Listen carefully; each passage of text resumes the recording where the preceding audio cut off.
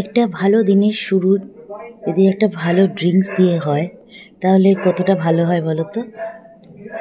হে everyone, good morning.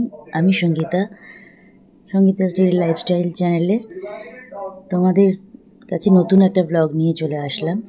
দেখো, এই যে ড্রিঙ্কসটা এটা আমি শুরু করেছি এই প্রথম আজকে। এটা হচ্ছে ওয়েট লস ড্রিঙ্ক একটা শুরু করেছি।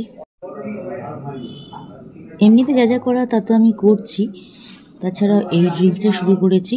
দেখো এটা থেকে কি আছে বলে দিচ্ছি। চায়ের কাপে 2 কাপ জল নেবে একটা বাটিতে, 2টো ছোটো এলাচ ফাটিয়ে দেবে যাতে এলাচের নির্যাসটা পুরো বেরিয়ে আসে, 2টো লবঙ্গ, 2 টুকরো দারচিনি আর 2 চামচ সাদা জিরে দেবে। খুব ভালো করে জলটাকে ফুটিয়ে নেবে, নিয়ে ছেঁকে নেবে, নিয়ে এরকম ঢেলে নেবে। আমি 2টো জায়গায় ঢেলেছি যাতে একটু ঠান্ডা হয়ে যায় তাড়াতাড়ি।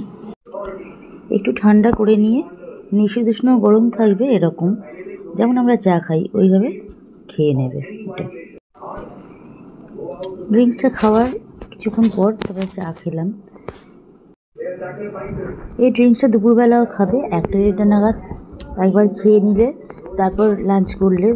আমরা তো লাঞ্চে দুটো নাগাদ করি, ওই জন্য আমি 1টার সময় এটা খাই, ড্রিঙ্কসটা আরেকবার বানিয়ে খাই।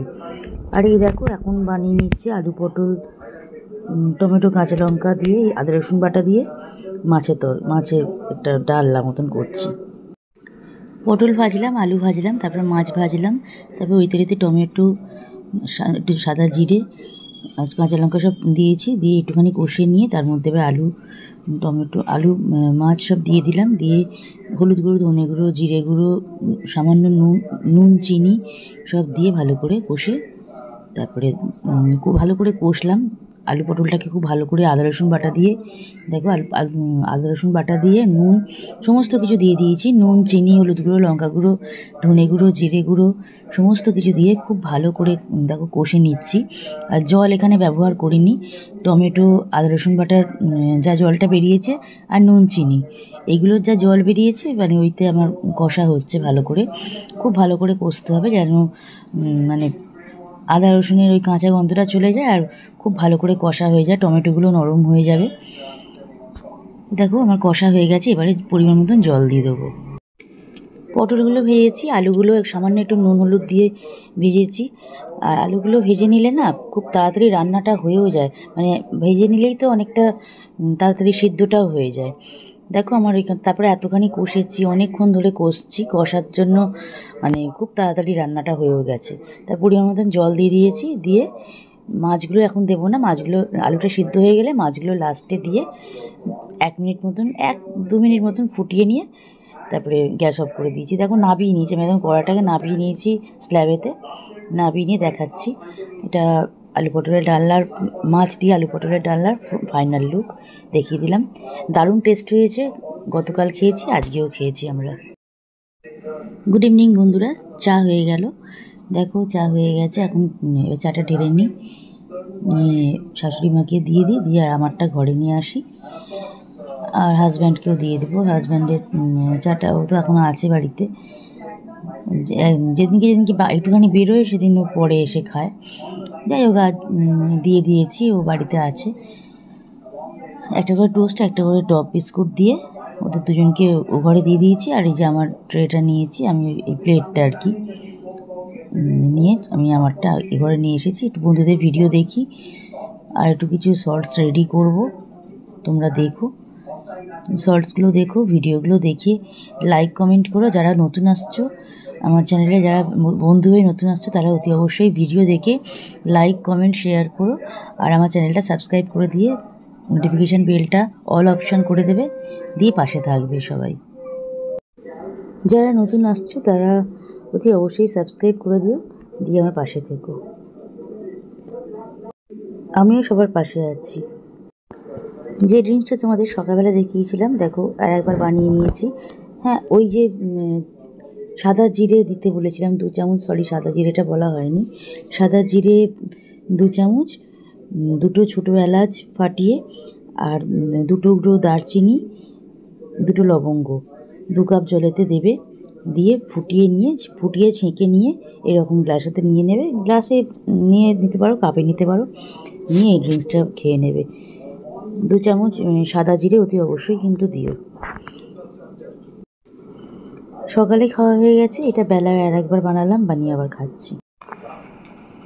সেই সোমবার দিনকে আমাদের বাড়ি একটা নিমন্ত্রণ বাড়ি ছিল, তা আমার তো শরীর খারাপ ছিল বলে আমি যেতে পারিনি, আমার হাজব্যান্ড আর শাশুড়ি মা গিয়েছিলেন।